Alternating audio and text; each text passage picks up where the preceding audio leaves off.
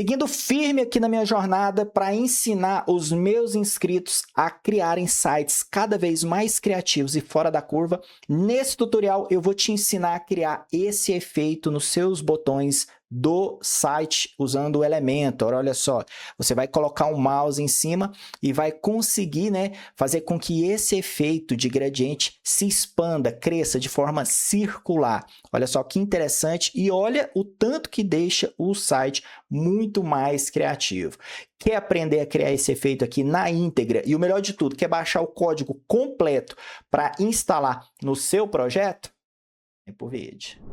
Mas antes de começar o tutorial, deixa eu te fazer uma pergunta. Por acaso você está estudando aí para aprender a criar sites WordPress do início ao fim e está encontrando dificuldade, principalmente aqui no YouTube? Você está assistindo vários vídeos e vê que às vezes você aprende de um jeito, aí em outro vídeo já está ensinando de outro, ou até mesmo você ficou com uma dúvida e não encontrou a resposta para isso? Bom, se isso está acontecendo com você, eu quero te convidar a conhecer o meu curso, o Mapa do Criador de Sites. Através desse curso, eu vou conseguir te ensinar a criar sites profissionais do início ao fim, sem ficar perdido, porque eu vou te mostrar como que é o meu processo de criação, o meu processo que eu utilizo há mais de 15 anos e venho, atualizando e aprimorando ele a cada ano. Então, dentro desse curso, eu vou conseguir te mostrar todas as etapas do processo de criação, eu vou conseguir te explicar estratégias, passar dicas exclusivas e assim você vai conseguir aprender a criar sites e ingressar da maneira correta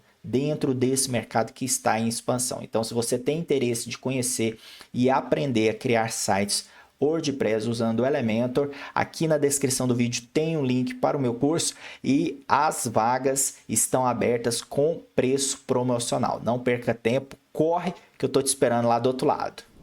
Muito bem, então vamos começar aqui.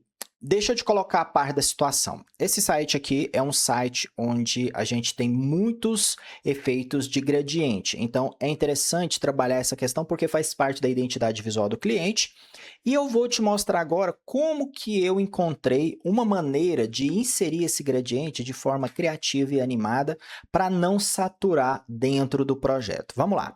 Primeira coisa é aqui no botão, Como a gente tem muita área em branco, pontos de contato são interessantes para se aplicar efeitos coloridos, Então, eu usei aqui o botão para colocar o efeito animado. E para a gente chegar nesse resultado, primeiramente, para você que quer criar esse efeito aqui dentro do seu projeto, você vai precisar ter o Elementor Pro para poder adicionar CSS ou então algum plugin que permita com que você adicione códigos CSS. Vamos lá. Agora, vamos editar aqui esse botão. Primeira coisa, eu estou aqui no loop dos produtos, aqui é uma loja virtual, e aí eu estou aqui no item, do loop, e eu tenho aqui um botão simples, botão normal, pode perceber aqui que é um botão normal. E aí eu vou começar a preparação desse botão. Então eu venho aqui em estilo, eu coloco aqui a fonte, certo? Especifiquei a fonte, 14, coloquei aqui a cor branco no texto e o fundo, Coloquei o cinza bem escuro, quase preto. E no efeito hover, eu repeti, coloquei o texto branco e o fundo cinza escuro, quase preto.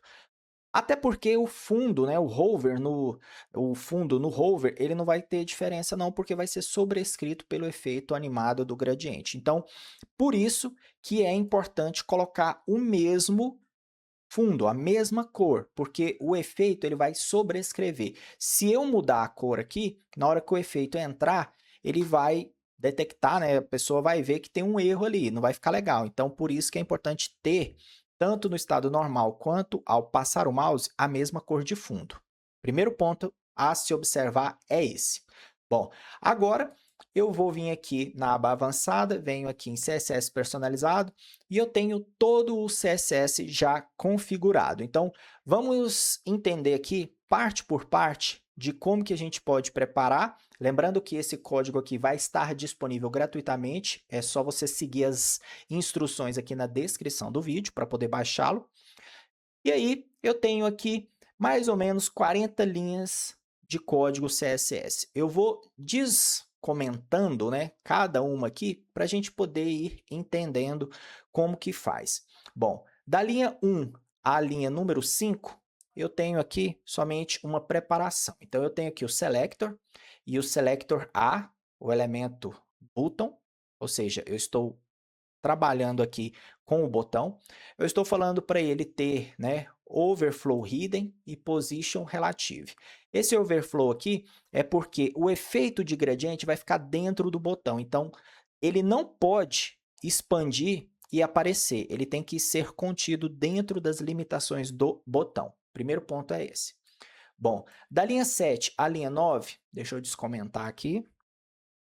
Eu estou colocando um efeito de transição suave ao passar o mouse no botão, ok? Então, quando eu passar o mouse, vai ter um efeito de transição suave. Muito bem. Da linha número 11 à linha número 23 é onde a gente começa a brincar mais, né? Então, eu estou usando a propriedade before, que é um recurso do CSS que cria um elemento HTML a mais para que eu possa criar coisas. Então, assim, esse before, ele meio que insere logo, né, dentro da tag A, um elemento novo que não tinha no código. Então, eu consigo fazer isso somente com CSS, né?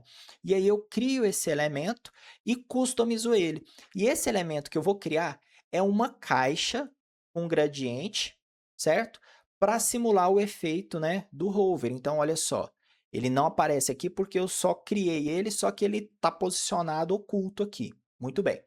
Vamos lá. Esse elemento, ele tem o tamanho e a altura, né, o comprimento e a largura de 0, só que ele já tem uma cor de gradiente, né, uma cor de background, um gradiente com 3 cores, certo? Simulando, né, as cores aqui da identidade visual. Já coloquei um efeito de transição bem suave, para a animação começar bem suave. Coloquei a posição absoluta, porque eu quero que ele fique posicionado no centro e na parte de baixo do botão. Então, eu coloquei aqui, ó, a partir da esquerda, 50%, e na parte de baixo, 50 pixels. Ou seja, ele ainda começa aqui embaixo, né? Nem na parte de baixo aqui do botão, não, ó. Ele começa aqui mais ou menos, 50 pixels abaixo. Muito bem. Para que esse elemento before ele apareça, eu preciso falar que ele tem um conteúdo, né? Um content. E aí eu só coloco aqui, ó, nada, porque eu não quero que ele tenha um conteúdo. Eu só quero que ele exista, certo? Ele não precisa ter nada escrito dentro, nada. Eu só quero que ele exista com essas dimensões e essa aparência aqui. Muito bem. E eu estou falando que ele vai ter um border radius, né? De 150 pixels, ou seja, ele vai ser bem arredondado. E aí, a posição dele de z-index é 1, ou seja, ele vai ficar 1 acima da parte de baixo preta aqui do botão. Perfeito. E eu quero que ele, né, toda a animação, aconteça a partir do centro. Então, por isso que eu coloco aqui, ó, transform origin center. Muito bem.